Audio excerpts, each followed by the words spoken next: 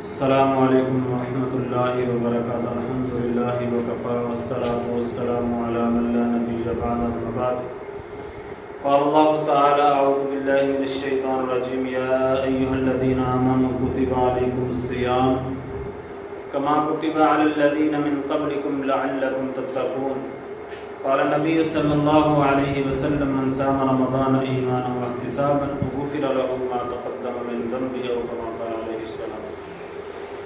اللہ احکم الحاکمین قرآن مجید میں ارشاد فرماتے ہیں یا ایھا الذین آمنوا کتب علیکم الصیام، اے ایمان والو تمہارے اوپر روزے فرض کر دیے گئے ہیں، کما کتب علی الذین من قبلکم، جس طرح پہلے لوگوں پر روزے فرض تھے، کس لیے؟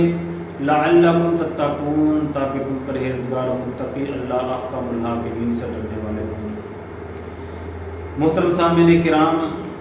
روزے رکھنے کا مقصد یہی ہے کہ دل میں اللہ کا ڈر، خوف، خشیت الہی پیدا ہو جائے۔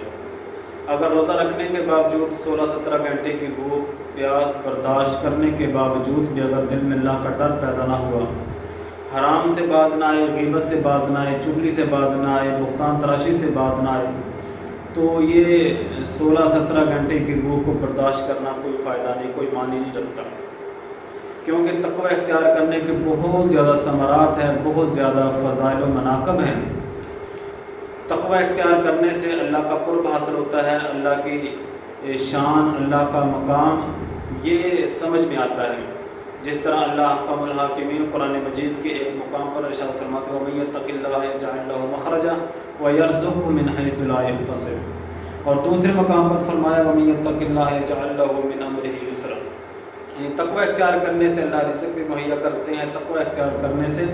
اللہ تعالیٰ پریشانیوں سے نجات بھی دیتے ہیں۔ تو یہ 16-17 گھنٹے کی بھوک کو برداشت کرنا، رات کا قیام کرنا، دن کا روزہ رکھنا، قرآن مجید کی تلاوت کرنا، ذکر و اذکار کرنا، عبادات کرنا، ان ساری عبادات کا مین مقصد یہ ہے لعلکم تتقون، تاکہ دلوں میں اللہ کا ڈر پیدا ہو جائے، خوف خدا پیدا ہو جائے، خشیت الہی پیدا ہو جائے۔ اگر عبادات کرنے کے باوجود، روزہ رکھنے کے باوجود، قیام کرنے کے باوجود، تراویح پڑھنے کے باوجود، ساری عبادات کرنے کے باوجود دل میں اللہ کا ڈر پیدا نہ ہوا، حلال حرام کی پہچان پیدا نہ ہوئی، بہتان تراشی کی پہچان پیدا نہ ہوئی، جھوٹ دغا بازی کی پہچان نہ ہوئی، تو میرے محترم عزیز بھائیو عبادات کو کوئی فائدہ نہیں ہے۔ اللہ کے نبی علیہ السلام نے فرمایا من صام رمضان ایمانا واحتسابا غفر له ما تقدم من ذنبه، جس بندے نے ایمان و احتساب کے ساتھ رمضان کا مہینہ گزارا، اس کے تقدس کا خیال کر، اس کے حیا کا خیال کیا،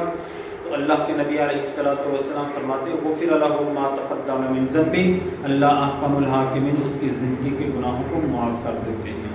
تو میرے محترم عزیز بھائیو، یہ اللہ کا مہمان، اللہ کا مہینہ ہمارے پاس آیا، موسم بہار نیکیوں کا